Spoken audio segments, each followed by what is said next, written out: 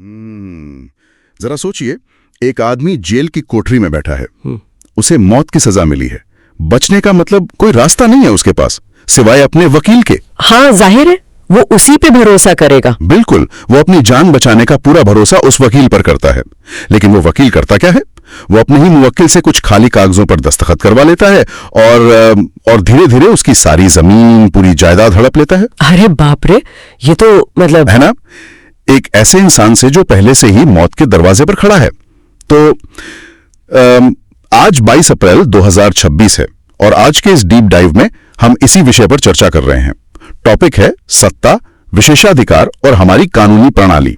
हम ये समझने की कोशिश करेंगे कि क्या होता है जब कानून के रक्षक ही भक्षक बन जाते हैं। ये वाकई एक ऐसा सवाल है जो किसी को भी विचलित कर सकता है।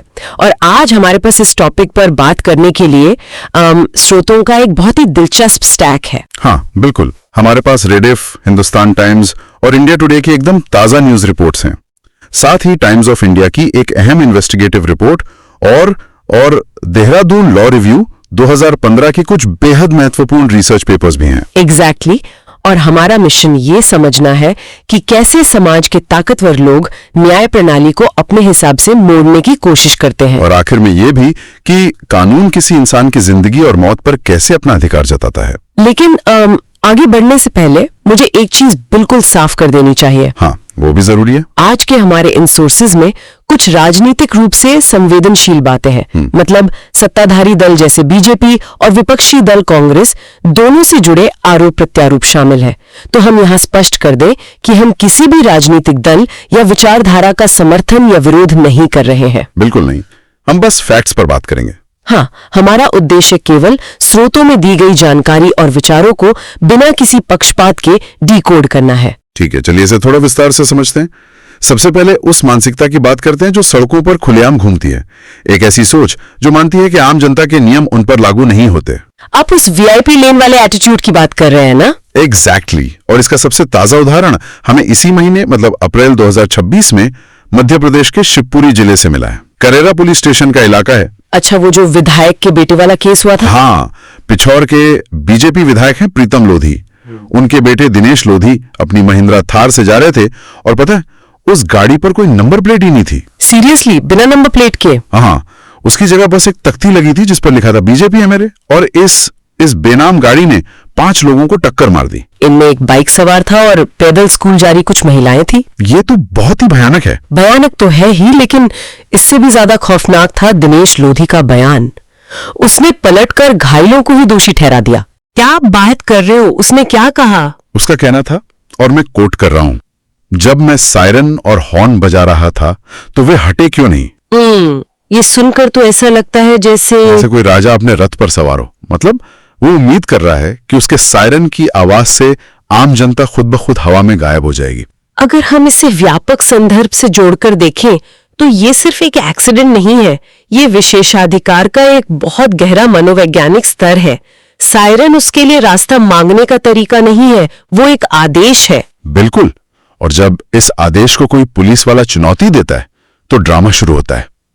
करेरा के जो एसडीओपी हैं, आईपीएस अधिकारी आयुष जाखड़, उन्होंने दिनेश को थाने बुला लिया। अच्छा, तो पुलिस ने एक्शन लिया? हाँ, उन्होंने गाड़ी से काली फिल्म हटवाई और नियम के तहत चालान भी काटा, बस अपना काम किया।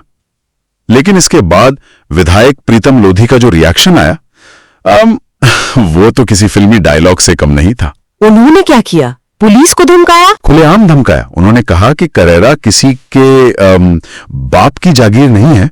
और उनका एक डायलॉग तो सुनो, मेरा हाथ पहले 2.5 किलो का था, अब 250 किलो का हो गया है।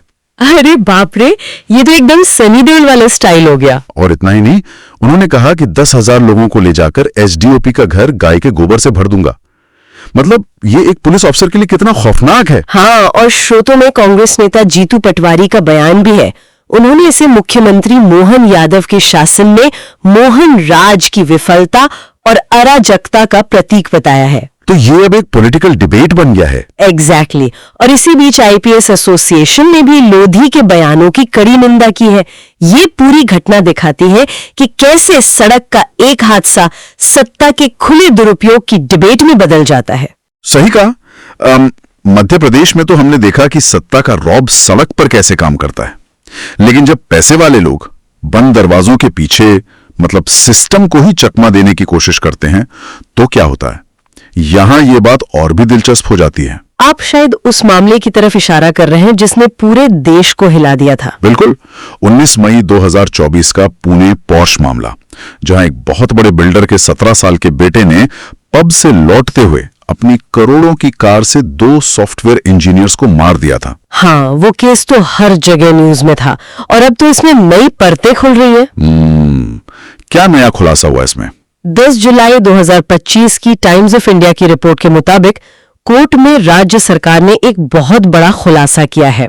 हम जानते थे कि ससून जनरल अस्पताल में डॉक्टरों ने रिश्वत लेकर आरोपी का ब्लड सैंपल बदला था। हाँ, वो तो सबको पता है कि डॉक्टरों ने पैसे खाए थे। हाँ, उन्होंने वहां के डॉक्टरों को भी रिश्वत देकर ब्लड सैंपल बदलने की कोशिश की थी। लेकिन क्या पैसे से हर कोई बिक जाता है? मतलब क्या सिस्टम में कोई ईमानदार बचा ही नहीं है? नहीं, यही तो कहानी में एक पॉजिटिव मोड़ आता है। औंध अस्पताल के डॉक्टरों ने रिश्वत लेने से बिल्कुल मना कर दिया और उन्हें वापस भेज दिया। अरे वाह, ये तो बहुत अच्छी बात है। हाँ, और ये पता कैसे चला? पुणे के पुलिस प्रमुख अमितेश कुमार ने इस पैरेलल यानी समानांतर जांच का आदेश दिया था। मतलब उन्होंने दोनों जगह सैंपल भेजे थे। एग्जैक्टली। और इसी पैरेलल चेकिंग की वजह से ससून जनरल अस्पताल में हुए ब्लड मैनिपुलेशन का भंडाफोड़ हुआ। अगर औंध अस्पताल की रिपोर्ट नहीं होती तो ससून वाले तो मामले को रफा दफा कर ही चुके थे। तो मतलब जब तक सिस्टम में चेक और बैलेंस है तब तक उम्मीद है। बिल्कुल, लेकिन इससे एक बहुत ही महत्वपूर्ण सवाल खड़ा होता है। वो क्या? जब आरोपी सिस्टम से बचने के लिए पुलिस और डॉक्टर से आगे बढ़कर वकीलों और जजों के पास जाते हैं तो क्या खुद वो न्याय प्रणाली पूरी तरह से साफ है? अब हम इस टॉपिक के सबसे डार्क हिस्से में आ गए हैं। देहरादून लॉ रिव्यू 2015 का वो रिसर्च पेपर जिसके लेखक रविकरण सिंह और अवनीश कुमार सिंह हैं। हाँ, ये पेपर कानूनी पेशे में प्रोफेशनल मिसकंडक्ट यानी पेशेवर कदाचार की बात करता है। और इसमें जो उदाहरण है ना, वो रोंगटे खड़े कर देते हैं। वकीलों की लगातार हड़तालें और मुवक्किल की संपत्ति हड़पना, जैसे मैंने शो के शुरू में विकास देशपांडे केस का जिक्र किया था। हाँ, जहां मौत की सजा काट रहे क्लाइंट की ही जमीन हड़प ली गई। बिल्कुल। और इस पेपर में आर.के. आनंद के उस famous BMW hit and run case का भी उदाहरण है, जहां एक मशहूर टीवी चैनल ने स्टिंग ऑपरेशन किया था। उस स्टिंग में ऐसा क्या दिखा था? उसमें साफ दिखा कि कैसे डिफेंस लॉयर और पब्लिक प्रोसिक्यूटर, मतलब जो आरोपी को बचा रहा है और जो सरकार की तरफ से है, दोनों मिलकर गवाह को प्रभावित कर रहे थे। अरे बाप रे, मतलब दोनों तरफ के वकील आपस में ही सेटिंग कर रहे थे। हाँ, अब जब वकील ही ऐसा करेंगे तो न्याय कैसे मिलेगा? लेकिन बात सिर्फ वकीलों तक सीमित नहीं है। उच्च न्यायपालिका में भ्रष्टाचार के जो उदाहरण इस स्रोत में दिए गए हैं वो और भी गंभीर है। जजों के खिलाफ भी? हाँ, जैसे जस्टिस के वीरास्वामी केस। इसमें कहा गया कि किसी जज के खिलाफ क्रिमिनल केस चलाने के लिए पहले चीफ जस्टिस ऑफ इंडिया यानी CJI की मंजूरी जरूरी है। मतलब उन पर आसानी से केस भी नहीं हो सकता? एग्जैक्टली। और फिर जस्टिस सौमित्र सेन और जस्टिस PD दिनाकरन का मामला देखिए। उनके साथ क्या हुआ था? उन पर महाभियोग यानी इम्पीचमेंट की कार्रवाई शुरू हुई थी, लेकिन सजा मिलने से पहले ही उन्होंने आखिरी वक्त पर इस्तीफा दे दिया ताकि वो आधिकारिक रूप से बर्खास्त न हो। स्मार्ट। हाँ, और जस्टिस YK सभरवाल और गाजियाबाद PF घोटाले का भी जिक्र है। मैंने एक जज डोर स्कैंडल के बारे में भी पढ़ा था इस पेपर में। हाँ, जस्टिस निर्मल यादव का केस, जहां 15 लाख रुपए मतलब कैश गलती से किसी और जज के घर पहुंच गया। सीरियसली? गलती से डिलीवरी होगी रिश्वत की? हाँ, उन्होंने कहा कि पैसे किसी और के लिए थे। तो आखिर इस सब का मतलब क्या है? जब सिस्टम के रक्षा की ऐसे काम कर रहे हैं तो आम इंसान क्या करे? इसीलिए तो जजों की नियुक्ति के लिए वर्तमान कोलेजियम सिस्टम को हटाकर 2014 में राष्ट्रीय न्यायिक नियुक्ति आयोग यानी NJAC का प्रस्ताव लाया गया था, ताकि सिस्टम में थोड़ी पारदर्शिता आ सके। बिल्कुल। हालांकि बाद में उसे खारिज कर दिया गया, लेकिन सिस्टम में बदलाव की बहस तो यहीं से शुरू होती है। ये वाकई एक गहरी समस्या है। हमने देखा कि कानून कैसे सत्ता और पैसे के सामने संघर्ष करता है, लेकिन अब मैं चर्चा को एक दार्शनिक मोड़ देना चाहता हूँ। अच्छा, किस तरह का मोड़? मैं सोच रहा था कानून का अधिकार हमारी जिंदगी पर कहाँ तक है? मतलब क्या कानून हमें मरने का अधिकार देता है? आप इच्छा मृत्यु यानी यूथेनेशिया की बात कर रहे हैं?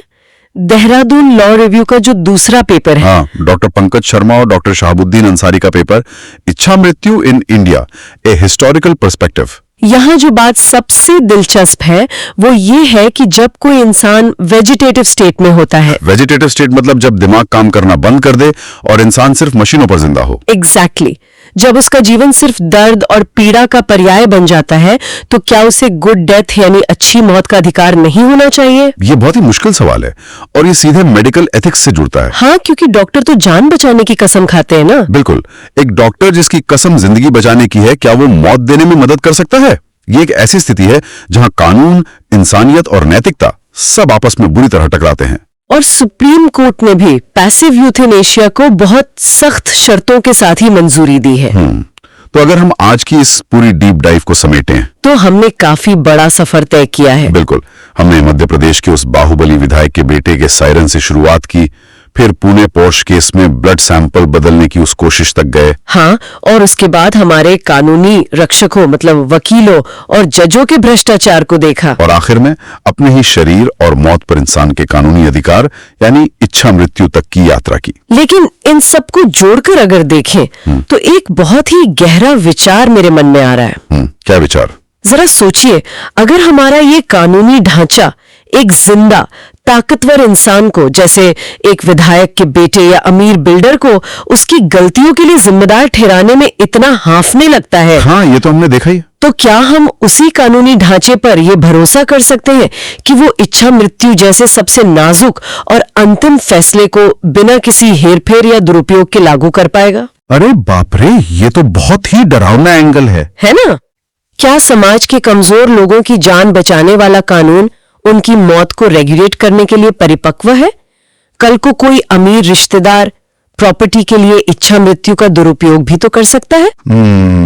ये वाकई एक ऐसा सवाल है जो अंदर तक झकझोर देता है, और शायद यही वो सवाल है जिस पर गहराई से सोचने की जरूरत है। आज की इस डीप डाइव में हमारे साथ